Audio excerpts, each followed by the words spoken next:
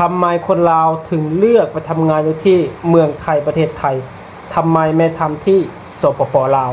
แรงงานลาวในประเทศไทยนับมือละวันยิ่งเพิ่มทวีคูณขึ้นเรื่อยๆไม่มีท่าทีที่จะลดน้อยถอยลงเลยในคลิปวิดีโอนี้ที่แสงจะนำพาทุกคนไปหาคำตอบจากคนลาวแรงงานลาวจริงๆที่ว่าอยู่ประเทศไทยและเหตุการณ์ดังกล่าวจะเป็นจะได้นั้นไปรับชมมุมมองคำตอบจากคนลาวพร้อมๆกันเลย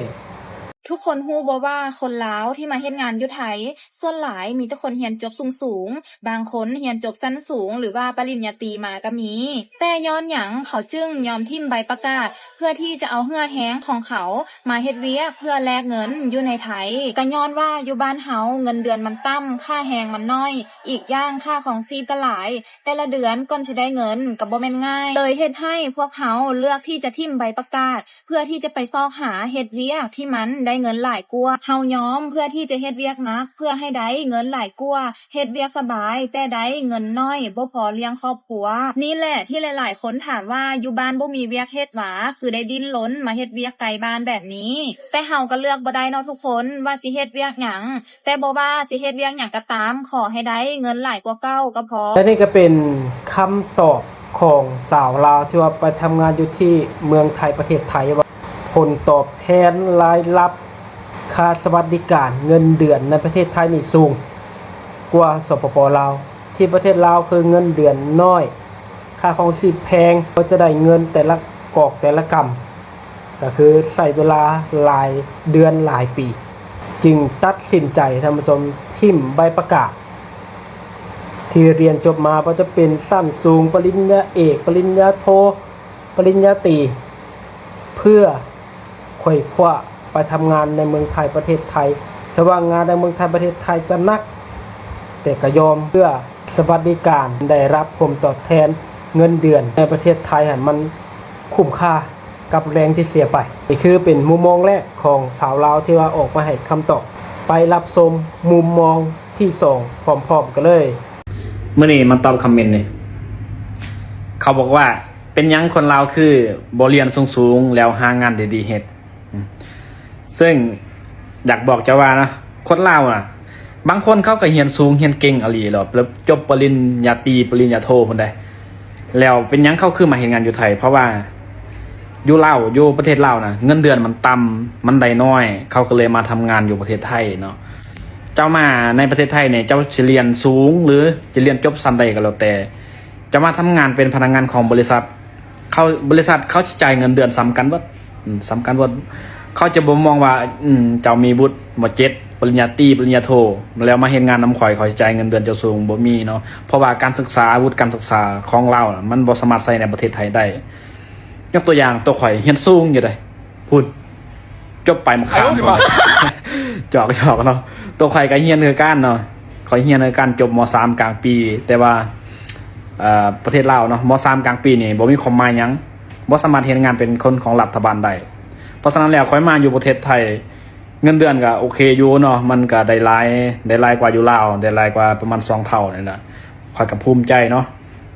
ข่อยก็อยากเรียนสูงๆคือเจ้านั่นแหละแต่ว่าต้นทุนของข่อยมันบ่คือกันต้นทุนของคนเฮามันบ่คือกันบาทท่านผู้ชมเงินเดือนของหนุ่มลาวท่านนี้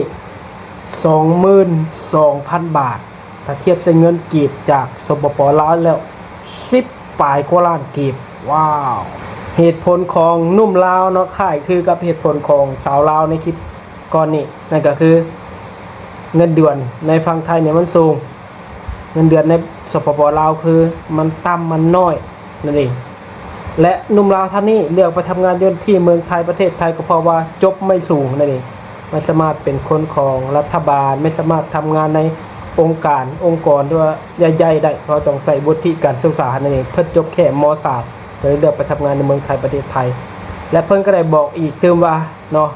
ว่าคุณจะจบปริญญาเอกปริญญาโทปริญญาตรีสั้นสูงก็แล้วแต่จากสปป.ลาวเมื่อคุณไปทำงานในเมืองไทยปุ๊บวุฒิการศึกษาคือจะไม่ใส่ได้ในเมืองไทยก็คือทุกคนที่ทำงานในที่นั้นก็คือ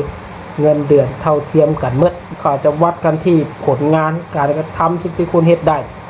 ใบประกาศใบเดียวคงจะยั่งยืนบ่ได้ไปรับชมอีก1มุมมองพร้อมๆกัน ทำไมสาวลาวถึงมาทำงานที่ไทยโดยสบายดีเด้อสวัสดีทุกคนด้วยนะตอบไทยให้ฟังหน่อยค่ะสวัสดีค่ะทุกคนวันนี้มาเจอกันกับมิกสาวลาวอีกแล้วนะคะวันนี้มีคำถามที่บอกว่าทำไมสาวลาวถึงส่งตังค์กลับบ้านทุกเดือนวันนี้หนูนิดก็จะมาตอบสองคำถามหรือสองประเด็นนี้แรกที่มีคนถามมาเยอะมากนะคะสาเหตุที่สาวลาวมาทำงานที่ไทยนั่นก็คือที่บ้าน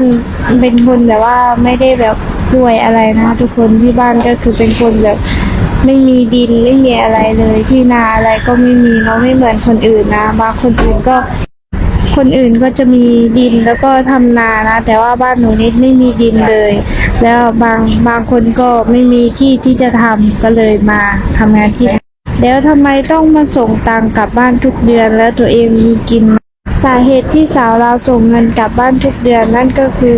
ต้องส่งให้พ่อแม่ใช้ทุกเดือนค่ะเพราะว่าพ่อแม่ก็ไม่มีนาไม่มีอะไรทำก็ต้องซื้อข้าวแทบจะทุกเดือนเลยแล้วมีคนบอกว่าท้อไหมที่หาเงินแล้วไม่ได้ใช้เองก็รู้สึกแบบไม่ค่อยท้อเท่าไหร่นะคะรู้สึกว่าภูมิใจมากกว่าที่ได้ดูแลตัวเองด้วยแล้วก็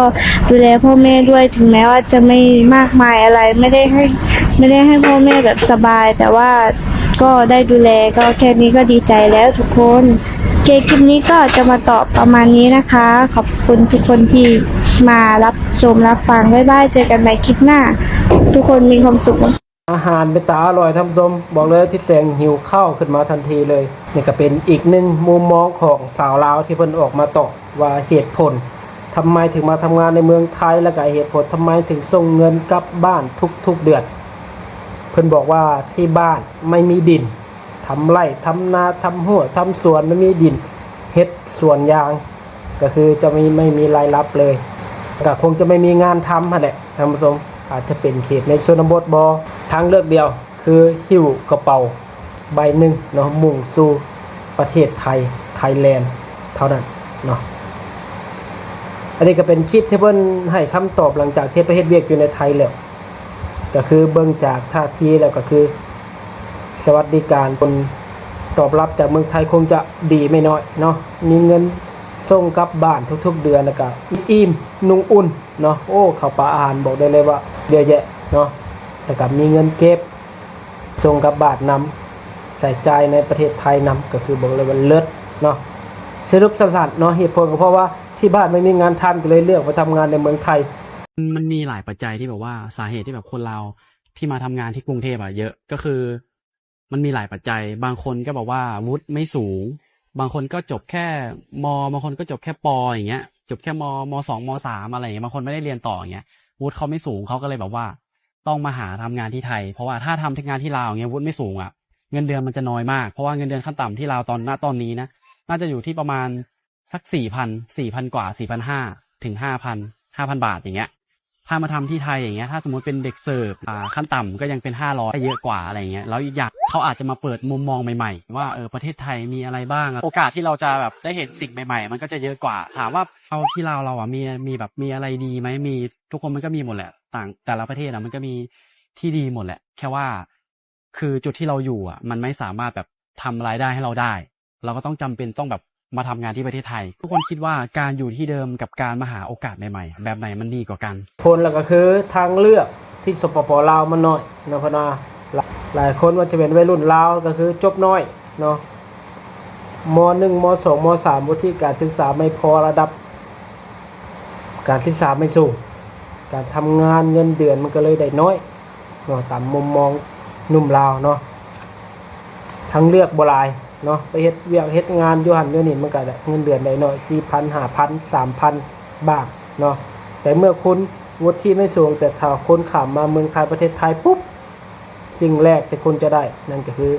เริ่มต้นวันละ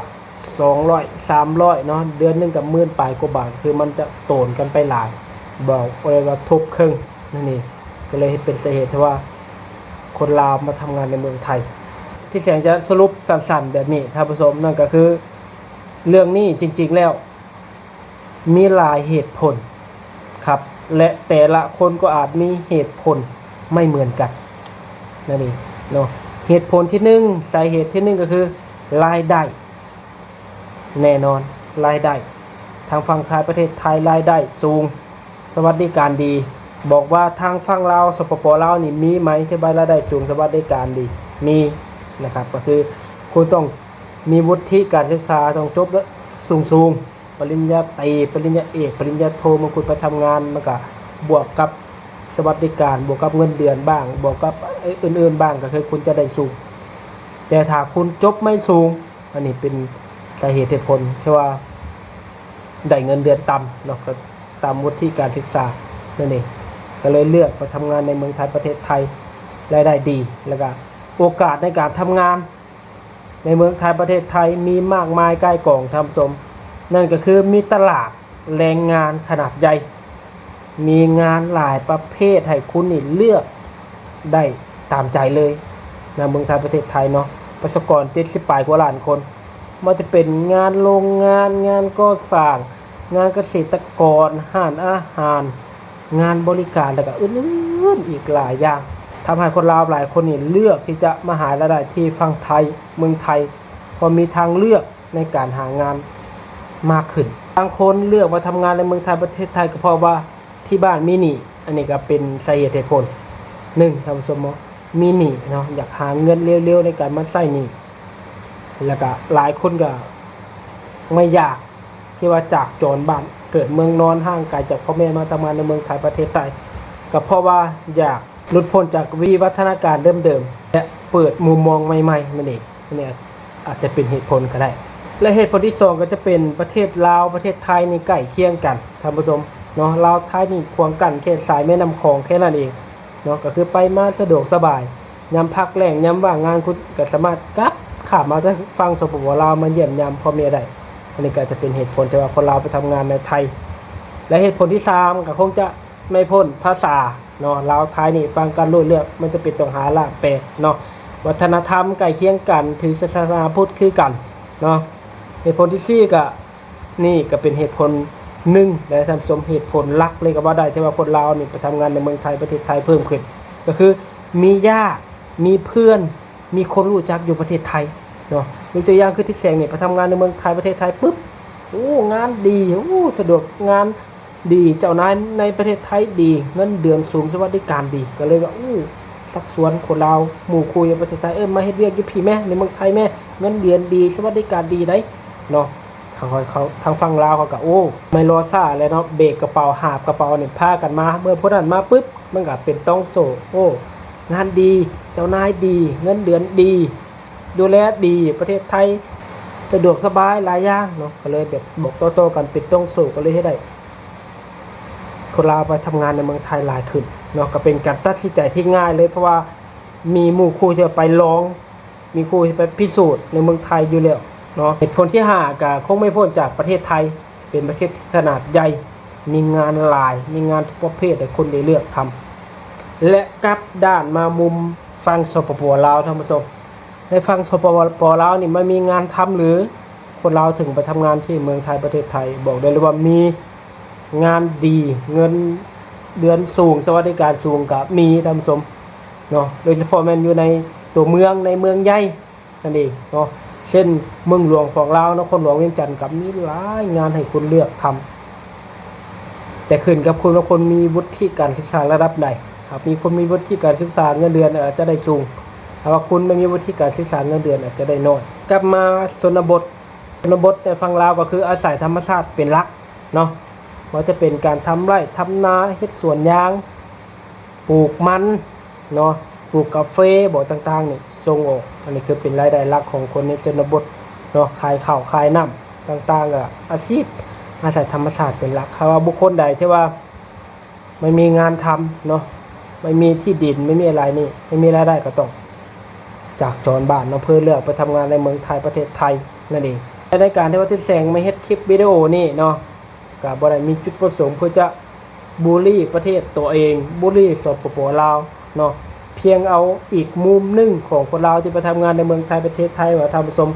รับชมแล้วกันเนาะในมุมของคุณอาจจะบอกว่าสปปลาวเงินเดือนสูง